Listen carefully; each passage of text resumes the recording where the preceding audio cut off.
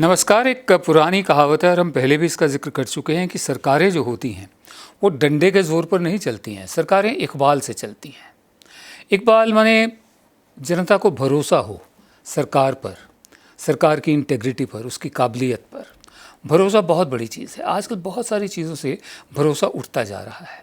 आरोग्य सेतु पर भरोसा किया जाए या ना किया जाए, सेंट्रल इंफॉर्मेशन कमीशन ने सरकार के जवाबों को, जो जवाब हैं कि किसने इसको, एक आरटीआई आई थी उनके पास कि इसको किसने बनाया, उस पर जितने भी जो विभाग हैं उनके जवाब इवेजिव हैं। साफ जवाब, सीधे जवाब नहीं है, बल्कि कतरा रहे हैं जवाब देने से। आज सरकार ने कहा कि नहीं, हमने जो आरोग्य सेतु का ऐप बनाया है वो उन तमाम लोगों की सलाह करके बनाया जो एक्सपर्ट्स हैं और एकेडमिया से हैं, मतलब विद्वान लोग जो हैं उनसे सलाह करके बनाया है। बहरहाल एक संदेह का बादल, सवालिया निशान आ ही गया आरोग्य सेतु पर। इससे पहले आधार, एक कंपनी ने मुफ्त में सिम कार्ड देकर आधार कार्ड से जोड़ दिया, डेटा लोगों का पहुंच गया, कहाँ कहाँ गया नहीं मालूम। और अब आधार के बारे में भी स्पष्टीकरण नहीं है कि सिम के लिए आधार ज़रूरी है या नहीं, बैंक अकाउंट के लिए आधार ज़रूरी है या नहीं, उस पर से भी भरोसा हट गया। तीसरा, आज फेसबुक, बहुत अरसे से फेसबुक पर भी शक का बादल मंडरा रहा था। और आज जो हुआ है, अंखी दास नाम की एक उनकी मुलाजिम थी जो भारत के जो पॉलिसी है, नीति है फेसबुक की, उसको देखकर पिछले 9 साल से काम कर रही थी। और उसने कहा है कि अगर वो हेटफुल, नफ़रत वाली पोस्ट जो Bharatiya Janata party, ruling party, उसने कहा है रूलिंग पार्टी के लोग अगर लगाते हैं और हम उनके खिलाफ एक्शन लेते हैं तो हमारी कंपनी के बिजनेस के लिए भारत में ठीक नहीं है। एक तरफ ट्विटर है जो डोनाल्ड ट्रंप की जो उसका अकाउंट है उस पर निगाह रखता है, दूसरी तरफ फेसबुक जिस पर हम इतना भरोसा करते हैं। कुछ भी प्रोटोकॉल नहीं है, कोई भी किसी के बारे में कुछ भी लिख दे, स्पिट एंड रन वाला है, ट्रोलिंग हो जाए, कुछ भी हो जाए। बहरहाल अंखी दास का इस्तीफ़ा मंजूर कर लिया गया है। और मंजूर क्या कर लिया गया, हमें तो लगता है कि लिया गया है, क्योंकि वो बहुत ही अनकम्फर्टेबल होगी कंपनी के लिए। तो उसमें अजीत मोहन है वाइस प्रेसिडेंट और मैनेजिंग डायरेक्टर फेसबुक इंडिया के। उनका कहना है Ankhi has decided to step down. Ankhi ने फैसला किया है कि वो इस्तीफ़ा दे देगी, जो फेसबुक में वो जो काम करती हैं। और उनका जो इंटरेस्ट है, उनकी जो रुचि है, दिलचस्पी है, वो पब्लिक सर्विस में है, जन सेवा में है। अब वो सिर्फ जन सेवा करेंगी। या तो बड़ा क्यूरियस कोइंसिडेंस जैसे बोलते हैं अंग्रेज़ी में, कि मतलब एक तरफ तो उनके नाम को लेकर इतनी कंट्रोवर्सी चल रही है और इसी वक्त उनका जो दिलचस्पी है वो सेवा में भी पैदा हो गई और इस्तीफ़ा भी हो गया और ख़ुद इस्तीफ़ा दिया। आगे कहते हैं Ankhi was one of our earliest employees in India and played an instrumental role in growth of the company and is services over the last 9 years। हमारी सबसे पहली मुलाजिमों में से एक है और एक बहुत ही महत्वपूर्ण, अहम रोल अदा किया उन्होंने कंपनी को आगे बढ़ाने में, कंपनी की ग्रोथ में पिछले 9 साल में। She has been a part of my leadership team over the last 2 years। पिछले 2 साल से हमारी वो लीडरशिप टीम की हिस्सा का भी हिस्सा थी, जिसमें उन्होंने बहुत बड़े बड़े योगदान दिए। हम उनके शुक्रगुजार हैं कि जो कुछ भी उन्होंने कंपनी के लिए किया और उनके आने वाले सालों के लिए हम उन्हें सब बेस्ट विशेस देते हैं। वैसे अंखी दास को पार्लियामेंट्री जो जॉइंट कमेटी ऑफ पार्लियामेंट है उसने भी बुलाया था, तलब किया था, उसके सामने पेश हुई थी। तो तब से ये हॉट पोटैटो थी कंपनी के लिए कि जैसे उबला हुआ आलू होता है, कोई छूने को तैयार नहीं होता। ये जो कंट्रोवर्सी हुई थी ये करीब 2 महीने पहले हुई थी, जब वॉल स्ट्रीट जर्नल ने ये आरोप लगाया था कि कंपनी ने अपने ही नियम, जो फेसबुक कंपनी है, अपने ही नियमों का उल्लंघन किया है कि भारतीय जनता पार्टी के जो नेता हैं जो हेट स्पीचेस, नफ़रत वाले भाषण या पोस्ट लगाते हैं, वो अंखी दास के कहने पर उनके खिलाफ एक्शन नहीं लिया गया। जैसे मैंने आपको बताया कि अंखी दास का कहना था, कोट कर रहा हूँ मैं, वो damage companies business prospects in the country, punishing violations by politicians from the ruling party, quote, would damage companies' business prospect in the country। बहरहाल बात अंखी दास की नहीं, वो तो एक प्यादा भर थी, उनकी जगह कोई और प्यादा आ गया है। बात है फेसबुक और उस पर भरोसे की।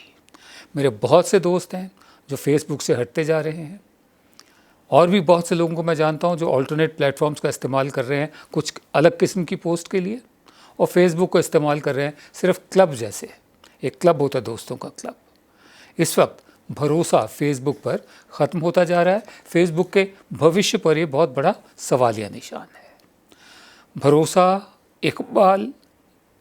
या इकबाल ये कोरे शब्द नहीं है, यह हकीकत है।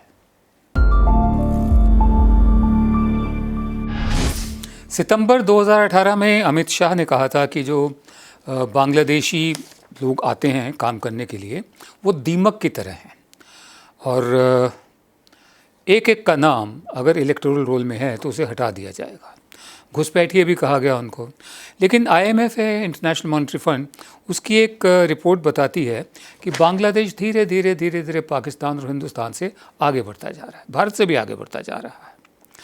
वैसे भी वो बेहतर कर ही रहा था सोशल और ह्यूमन डेवलपमेंट इंडिकेटर्स पर काफ़ी सालों से, लेकिन अब वो आर्थिक मोर्चे पर भी पाकिस्तान और भारत से आगे होता जा रहा है।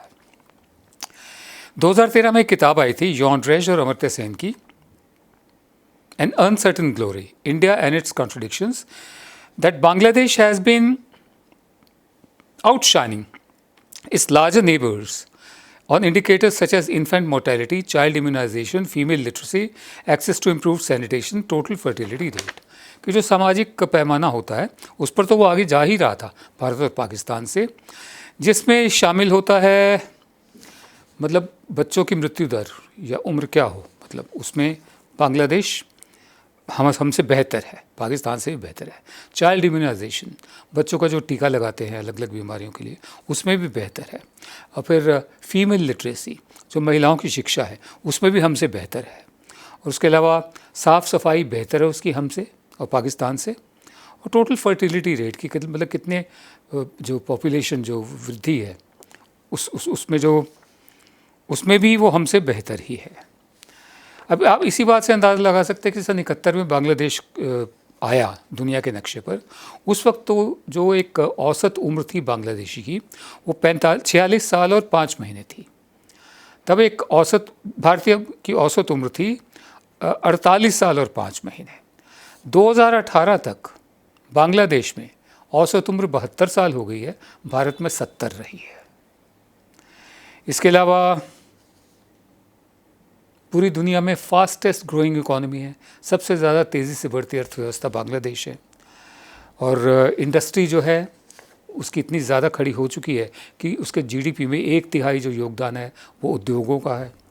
निर्यात पिछले 37 साल में $2 बिलियन से $40 बिलियन हुआ है। और जो बाहर से जो बांग्लादेशी लोग काम करते हैं, बाहर से रेमिटेंसेस भेजते हैं, वापस भेजते हैं, वो 18 बिलियन है।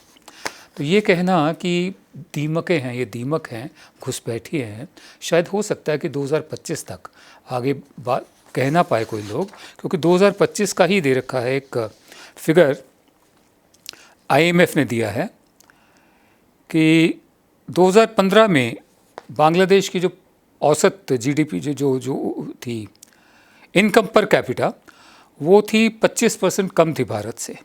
लेकिन अगर IMF का जो अगर प्रोजेक्शन सही साबित होती हैं तो ये सारा जो इतना बड़ा गैप था ये भी ख़त्म हो जाएगा और भारत और बांग्लादेश मुकाबले पर आ जाएंगे 2025 तक। ज़रा दोबारा सोचना पड़ेगा कि क्या बांग्लादेशी घुसपैठियों की ज़रूरत हमें पड़ेगी, हाँ, या हमारे यहाँ से लोग वहाँ नौकरी करने जाएंगे, ढूंढने जाएंगे।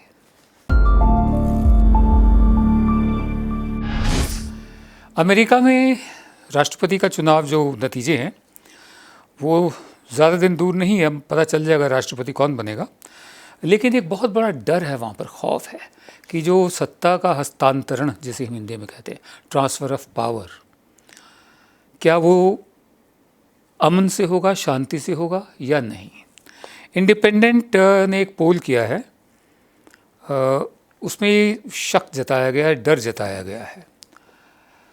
4 में से 3 वोटर्स जो है, यानी 72% वोटर्स जो हैं, वो कह रहे हैं कि हमें बहुत ज़्यादा चिंता है या चिंता है, वेरी और क्वाइट कंसर्न, कि इलेक्शन के रिजल्ट्स के बाद हिंसा होगी।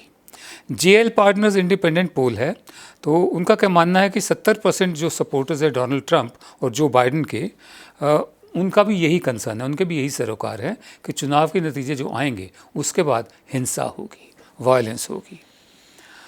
जो राष्ट्रपति के समर्थक हैं डोनाल्ड ट्रंप के, 77% ये कह रहे हैं कि दंगे और हिंसा दोनों का उन्हें डर है, ठीक है। और उसके अलावा अगर देखा जाए तो इसकी वजह ये है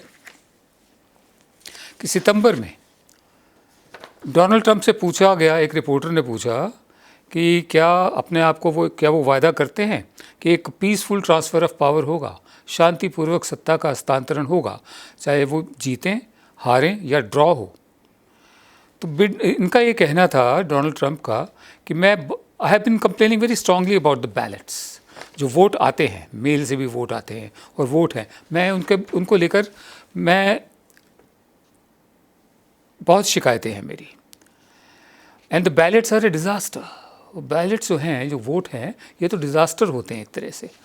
मतलब पीपल आर राइटिंग, रिपोर्टर ने कहा। तो ट्रंप ने कहा get rid of the ballots and you will have a very peaceful, there won't be a transfer, frankly there will be a continuation. आप ये वोट्स निकाल दीजिए, वोट सारे निकाल दीजिए जो मेल्ड बैलेट्स होते हैं, तो आप देखेंगे कि बहुत ही पीसफुल रहेगा। पीसफुल क्या मतलब, कोई ट्रांसफ़र होगा ही नहीं, हस्तांतरण होगा ही नहीं, ये तो चलती रहेगी सत्ता। हिलेरी क्लिंटन ने पब्लिकली, सार्वजनिक तौर पर जो बाइडेन को कहा है कि अगर चुनाव के नतीजे बहुत ही नेक टू नेक नज़दीक होते हैं तो वो उन्हें मंजूर ना करें। बहरहाल ये भी एक डर रहा है कि चुनाव जो हैं फ्री एंड फेयर रहेंगे या नहीं रहेंगे। बहरहाल अगर किसी बहुत बड़ी डेमोक्रेसी में, दुनिया की इतनी बड़ी डेमोक्रेसी में, अगर सत्ता का हस्तांतरण शांतिपूर्वक ना हो तो अपने आप में बड़ी चिंता की बात है, क्योंकि सत्ता के हस्तांतरण, ट्रांसफ़र ऑफ पावर, ब्लडी या खून खराबा तभी होता है जहाँ तख्ता पलट होते हैं। पाकिस्तान में होता है, जहाँ डिक्टेटरशिप होती है, मार्शल लॉ होता है, और दूसरे देशों में होता है। लेकिन जहाँ जहाँ डेमोक्रेसी होती है, हमारे अपने देश में देख लीजिए, जब जब भी सरकारें बदली हैं, ट्रांसफ़र ऑफ पावर बहुत ही शांतिपूर्वक रहा है। तो अमेरिका में पहली दफ़ा अगर इस तरह के डर हो रहे हैं कि सत्ता का हस्तांतरण, ट्रांसफ़र ऑफ पावर शांतिपूर्वक होगा या नहीं, अपने आप में आने वाले चुनावों के लिए, चाहे किसी भी देश में हो, बड़ी संभावनाएं, ऐसी संभावनाएं दिखाता है जिनका यकीनन स्वागत नहीं किया जा सकता।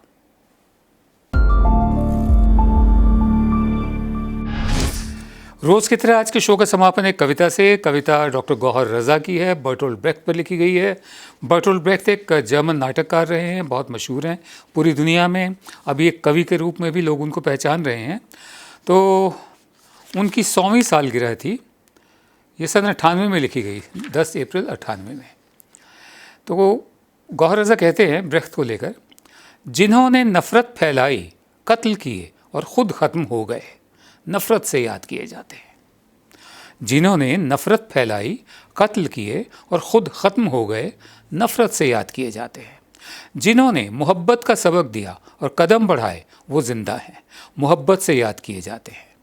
जिन्होंने सही वक्त का इंतज़ार किया और शक करते रहे और आखिर तक हाथ पर हाथ धरे बैठे थे, शक के कमज़ोर किलों में कातिलों का इंतज़ार उनकी किस्मत बन गया। रास्ते अलग अलग और साफ़ हैं, रास्ते अलग अलग और साफ़ हैं, तुम्हें खुद चुनना होगा। नफ़रत, शक और मोहब्बतों के बीच तुम्हें खुद चुनना होगा। नफ़रत, शक और मोहब्बतों के बीच तुम्हारी आवाज़ बुलंद और साफ़ होनी चाहिए और कदम सही दिशा में।